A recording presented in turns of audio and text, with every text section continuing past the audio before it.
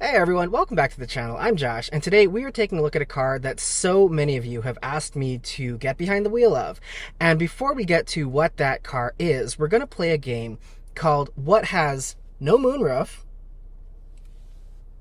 No Plastic Shrouding around the windows, and hard plastic all over the center console.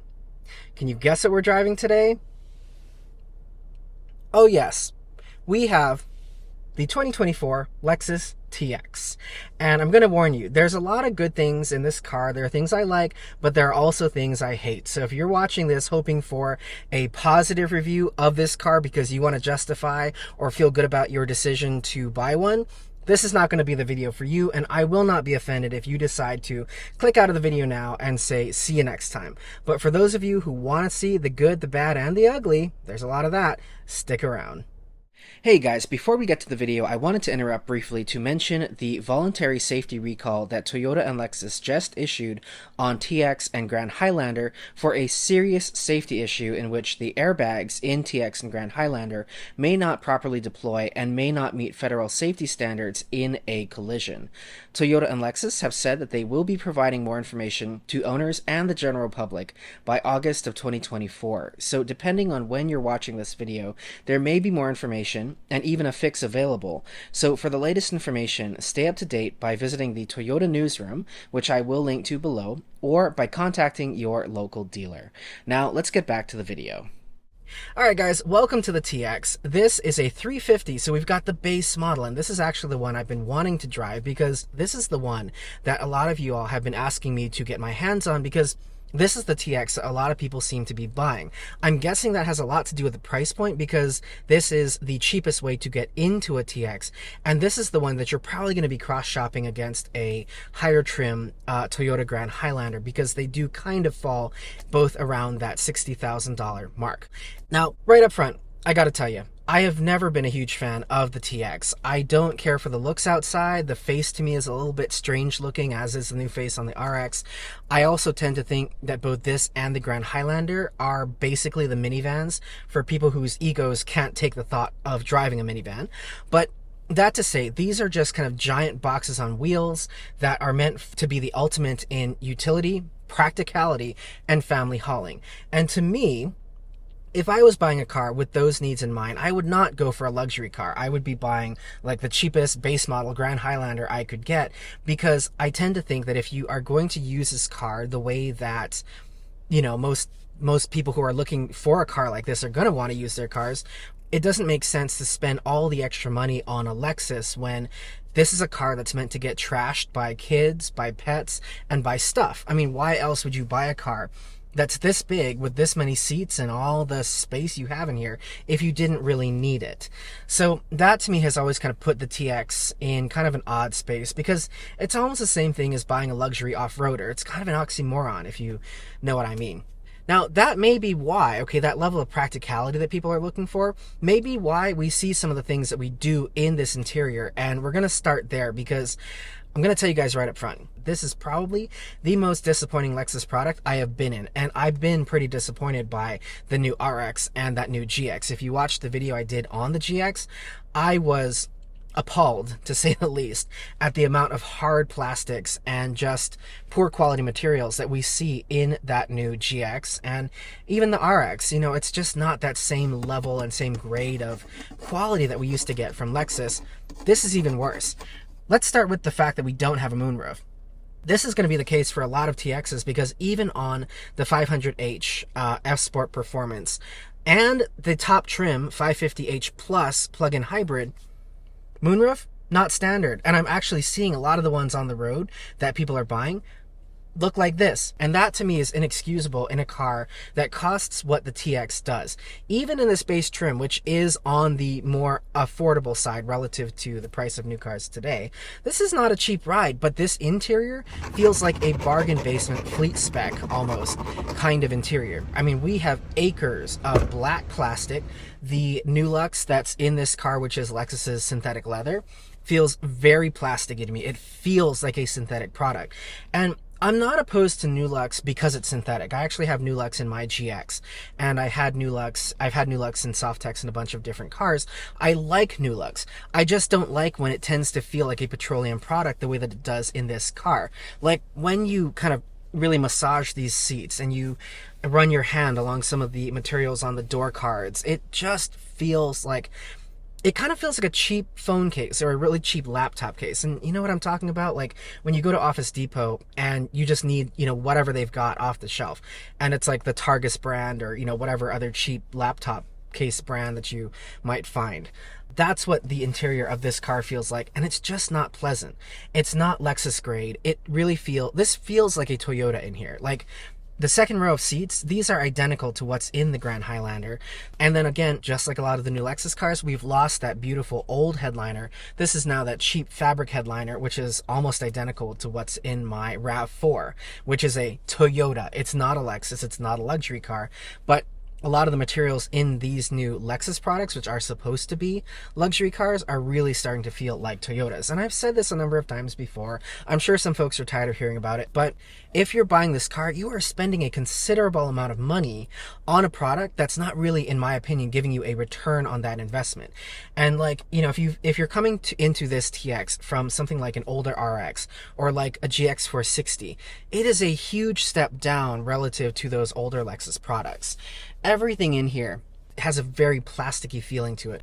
And because they've really thinned out all these materials as much as they could for weight savings, it means that there's a lot of flimsiness in this car as well. So the center console, for example, I can actually wiggle the side of it, and it gives like that. Same thing with the door sills here on the inside of the car. I mean, there is noticeable give to all these different body panels in a way that there just never was in Lexus products of the past, and really even Toyota products in the past. And I want to give special recognition to the fact that there's hard plastic on the center console around the gear shifter where my hand falls 90% of the time I'm driving this car. This was shocking to me. Okay, when I got into this car the first time and I, got myself comfortable and my hand fell over here, I almost pulled it away the way that you pull your hand away from like a hot stove, because I couldn't believe. Can you hear that? I'll put some close-up video of what that sound is in the video. There's hard plastic, like right where your hand falls in a Lexus. And it's not even like, they could have used that black grain trim that we saw in the GX, which I still don't like that, but that would have been nicer than this. This is straight up rental car hard plastic around the gear shifter in a $60,000 or $65,000 car. I'm sorry, Toyota, that's not acceptable.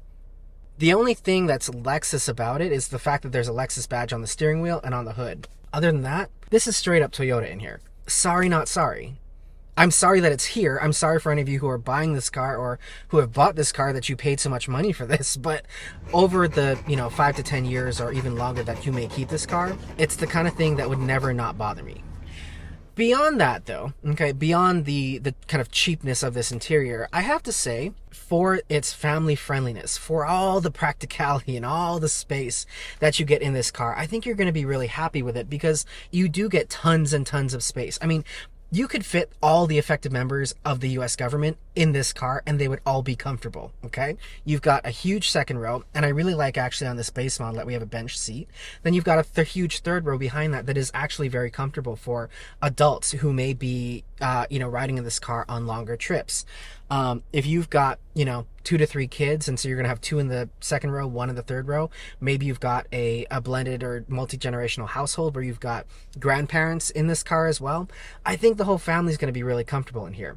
But that is also true of the Grand Highlander. Okay, so the thing would be, if the Grand Highlander didn't exist, this would be a great car because it would be your only option. But because there is the Grand Highlander, and that car does exist, and it's about $10,000 to $15,000 cheaper than this TX, that's the big problem for the TX, is that Grand Highlander exists, because you can get everything that is so great about the space and about the practicality and about the utility of this TX in a Grand Highlander. I just don't see a reason why, especially because you're not getting a Lexus grade interior in here. why you would want to spend $10,000 to $15,000 more. Grand Highlander tops out at $59,000, and you are barely getting anything in a TX for that same amount of money. But in a Grand Highlander, you're going to have the much nicer interior of the Grand Highlander Platinum, and you're going to have the Hybrid Max engine versus this standard basic turbo i4 engine. Now, this engine has actually really impressed me, and we'll talk about that when we get out on the road. But I would still much rather have the Hybrid Max system that we get in a Grand Highlander for as little as about $55,000, which is basically where this TX starts.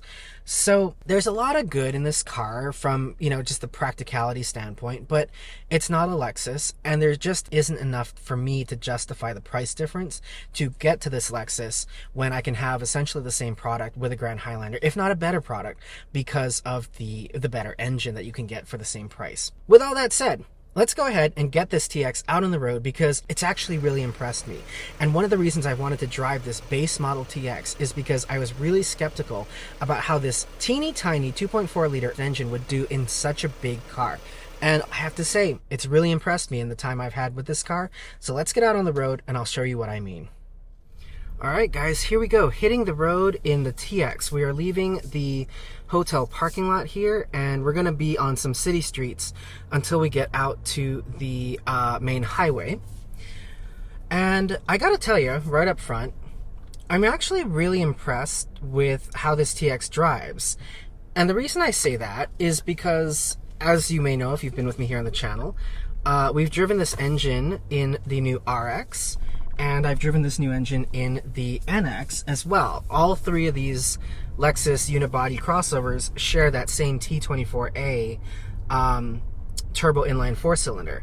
And every time I drive one, so like going from 2022 NX to 23 RX to 24 RX and now into 2024 TX, every new product that I drive seems to get a little bit more refined in terms of the overall programming of this drivetrain, which is a really good thing because I did not like this drivetrain in the 2022 NX, didn't care for it in the 2023 RX. When I got into the 24 RX, it felt like it had been kind of fine-tuned in the year that they had, since that the new RX came out. And driving this TX, this might actually be my favorite car with this engine thus far, because this car doesn't have the same, even though the new RX has been improved for 2024, there was still more confusion in the drivetrain than I would like, because the 8-speed transmission that's in the RX and I think is identical to what's in this TX tends to race up to top gear. And then so what ends up happening is you find yourself flat-footed because it's in the wrong gear. It's shifted up too quickly and you're asking for power in like 7th gear, which doesn't happen. But in this TX, I'm not getting that same kind of fall forward, flat-footed response that I was getting in the RX. It feels more confident as well, kind of doing the stop-to-stop, intersection kind of city driving.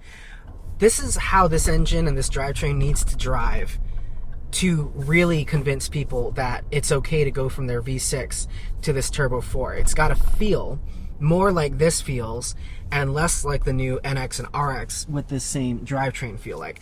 Now here, as you can see right here, we've got to get up to highway speed almost instantaneously.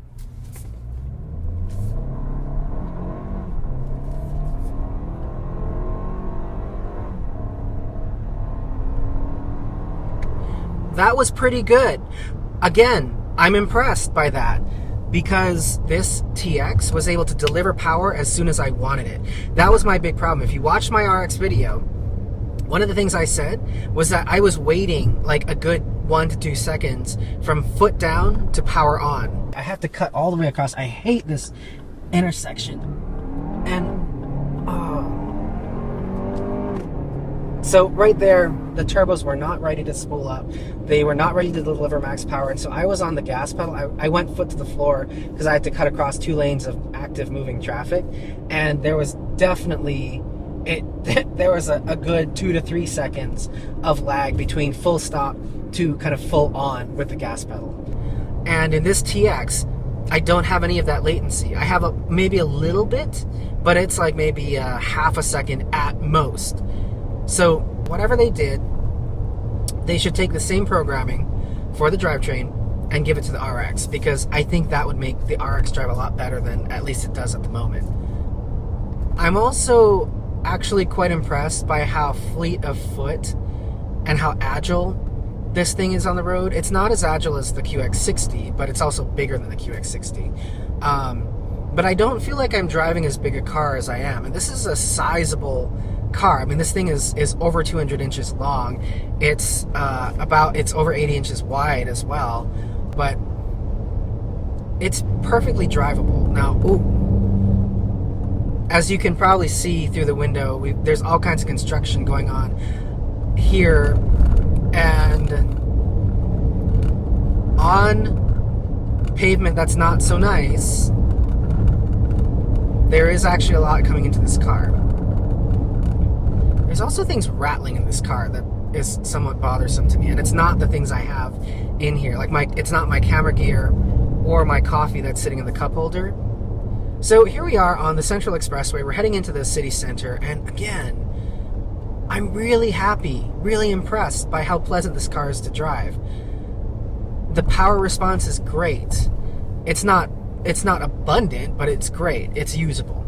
The ride also, we're on the smaller wheels. These are 18 or 19 inch wheels, and the ride here is appropriately soft. It's not overly soft and kind of floaty boaty, but it's not crashy the way that Lexus vehicles with the big 21, 22 inch wheels tend to be. It's got enough, I'd say, comfort for long road trips. So if you and your family are doing, 5 to 10 hour trips in the car, this is probably going to make you pretty happy, all things considered. I can definitely see why people would buy something like this. If you've got multiple kids and they've got friends and sporting equipment, or maybe you live in a multi-generational household, so you've got 3 generations, kids, parents, and grandparents, all being ferried around here, there, and the next place. So it'd be a great choice. With that said, I'm going to go back to, again, I like this car. I like the way it drives. I think the power response is good. I think the driving experience on the road is adequate. But I still don't think I would buy this over a Grand Highlander. I also tend to think the Grand Highlander looks nicer, just inside and out, especially if you go with like a higher trim Grand Highlander, where you can get the kind of that saddle brown interior that you can get in the Grand Highlander. That to me looks a lot nicer than what we have here in this TX. The other thing I'm really impressed by in this car is the auto start-stop is really good. It is still noticeable when, the engine refires when you lift off the brake pedal, but it doesn't kind of rock the whole car the way that some of the Toyota's older systems did. The RX actually, again, another kind of unrefined point in that RX was the auto start-stop. It was way more intrusive than I thought it should be, and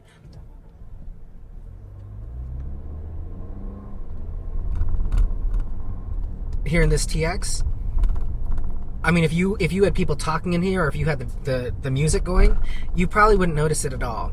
The other thing that I still have not gotten used to, even having owned one of these new Lexus cars for 6 months, are these on-screen climate controls, because you have to look at them. So, as we're navigating city traffic, my eyes, I want to keep my eyes on the road, because a biker could come out of nowhere, a dog, or a pedestrian could come out of nowhere. But if I want to change anything about my HVAC settings or anything like that, I actually have to look down, take my eyes off the road, look pretty far down on the dashboard to mess with the climate controls in here. And that's time that my eyes should be fully focused on the road and not on the screen. As you can see ahead of us, pedestrians, crossing the street, and cyclists here hate to follow the rules of the road, so they're just going to pop out of nowhere, even when they're not supposed to. And a second of your eyes not being on the road could mean one of them dying. That sounds dramatic, but it's true. I'm going to bellyache about the moonroof one more time, because it's really dark in here. Like, can you see how dark the second row is? And it's it's all things considered a pretty sunny day. And yet, if I had people in the second or third row, they'd never know it. And for me, in buying this car, one of the things I would prioritize is the comfort and experience of my passengers, because that's what this car is all about. And I don't think that they have a great experience in this car without that. So what's the verdict with this TX? Well, there are a lot of things I love about this TX. There are a lot of things I hate. I'll be honest with you and say that this interior is actually far worse than I was expecting it to be.